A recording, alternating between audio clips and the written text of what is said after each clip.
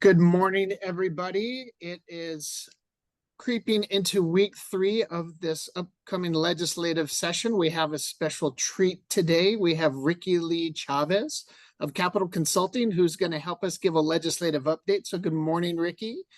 Of course, we're probably creeping into the first half of the session. We have over 550 pieces of legislation already introduced.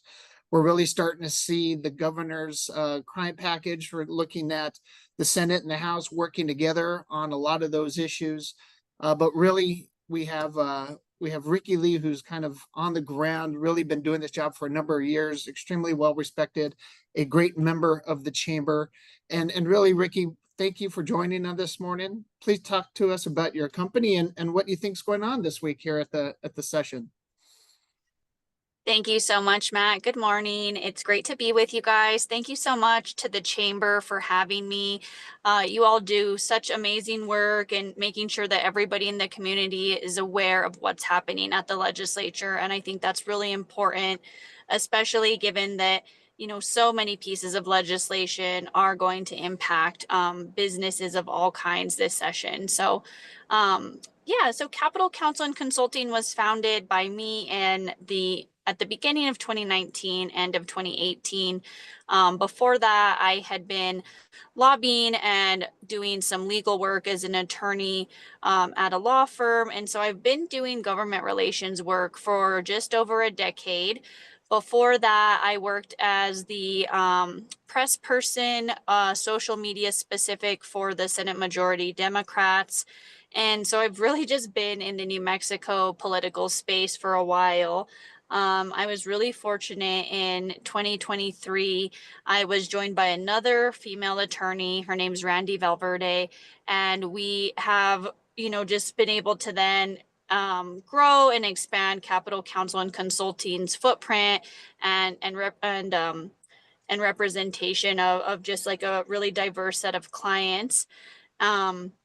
We also work really hard to make sure that we provide opportunities for engagement in the process, not just for our clients, but for anybody who's interested in getting involved. We also do some workshops and things like that on political compliance and campaign reporting so that we all are doing our best to make sure that we're complying with just the rules and the laws that govern lobbying, political spending, and things like that. Like I mentioned, Randy and I are both attorneys, and so we also want to make sure that we have some CLE opportunities for ourselves and for our folks that are attorneys in the legislature and for our colleagues that need to satisfy those requirements. And so that's kind of a quick snapshot of who we are. This year, we're focusing a lot on a lot of energy policy, a lot of fiscal issues, a lot of public safety.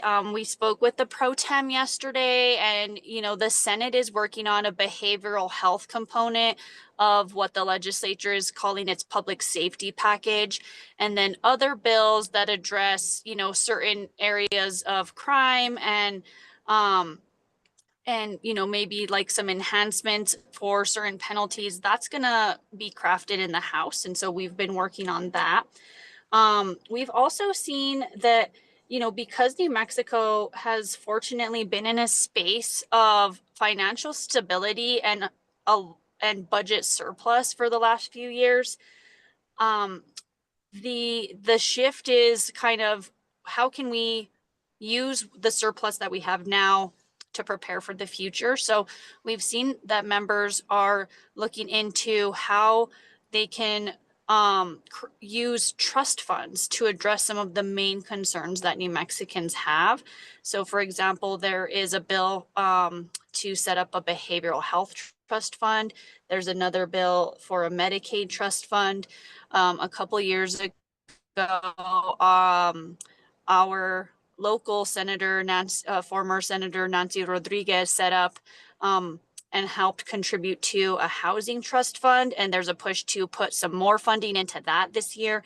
And then there's also a tribal education trust fund. And so really what these bills are aiming to do is take some of the surplus that we have now, put it in trust, and allow that trust to to gain momentum and to use its interest in order to become a more sustainable fund that we could use to address some of these issues like housing, like behavioral health, like education in the future.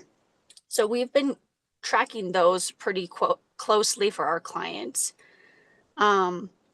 The other thing we've been doing a lot of is getting to know all the new members. After the 2024 general election, there's about 30 new members. And then there was two retirements at the end of 2024. And so there's some new members I actually haven't seen, and maybe you have, Matt, whether or not the last house vacancy has been filled. But I know that there was somebody who had been put up for that. And so we've spent a lot of time getting to know the new members. Some of the members are new to their seats, but not new. So we saw some people come from the House over to the Senate. And that happens, I think, pretty regularly because our House members serve 2-year terms, the senators serve 4 years. And so when there's retirements or, some people, just that there's like a little bit of a shift in some of the party priorities, you see some folks make that transition from running for the House seat in their district to the Senate one. And so we saw that with 4 different people this election cycle. So it's interesting because you already have relationships with these folks, but then you have an opportunity to work with them in a different space. And then really just kind of watching some of the priorities that the different caucuses and different chambers have. They all did, their budget priorities. We saw the executive have her kind of her budget of what she thought was gonna be their focus, and then we saw the legislative finance committee have theirs. But really with policy, there's been a lot of press conferences, and then also with the federal administration being how it is, New Mexico not necessarily aligning with all of those parts. We've seen a lot of coverage on how our state lawmakers are working to make sure that the values and the priorities that they see in their districts are protected from some of the actions that don't necessarily align that are being done by the federal government. So I'd say that's really what we've spent the first, 3 weeks of the session focusing on. And it is, I think you might have noticed this too, the pace is much quicker than in previous 60 days. I think that has a lot to do with the new members. I think it has a lot to do with, people getting feedback from New Mexicans, just letting their lawmakers know that they're not happy or, they're not satisfied in certain areas when it comes to public safety, education, things like that. And so the pace is faster this session than other 60 days as our lawmakers try to, signal to their constituents and to New Mexicans overall that they're here to work and address the concerns that they've heard. And that's exactly what I've kind of felt too. I think early on, leader Peter Worth kind of gave us that indication that there's a lot of things that weren't really successful in the special session and last session related to health, safety, and wellness. And so they're really concentrating a lot on that. The new members have been great, and New Mexico is one of those great states where you have access to all of them. And Ricky and Randy do a phenomenal job for their clients, and it's great to have them as members, and it's great to have them as colleagues representing them with Capitol Counsel and consulting. And if you do need any help with anything, please give them a ring. You can always find them at the Capitol, and they're just a pleasure to work with. So, Ricky, is there anything else that you want to leave the folks with? I really appreciate you joining me this morning. It's been a pleasure. I don't think so. I think you guys do such a great job at the chamber, and thank you for inviting us to speak, and just, continuing to encourage your members to be involved in the civic process. I think that's really important, and the chamber is fortunate to have you and Bridget and Christy and the whole team just making sure that everyone knows what's happening at the Capitol and roping in other local folks. I appreciate that. I know Randy does as well.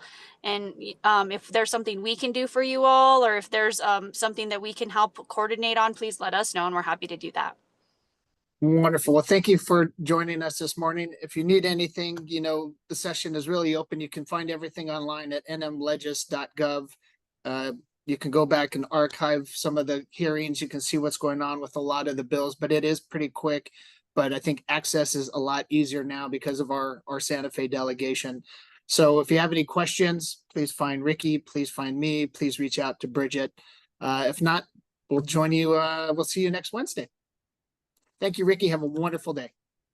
Thank you. You too.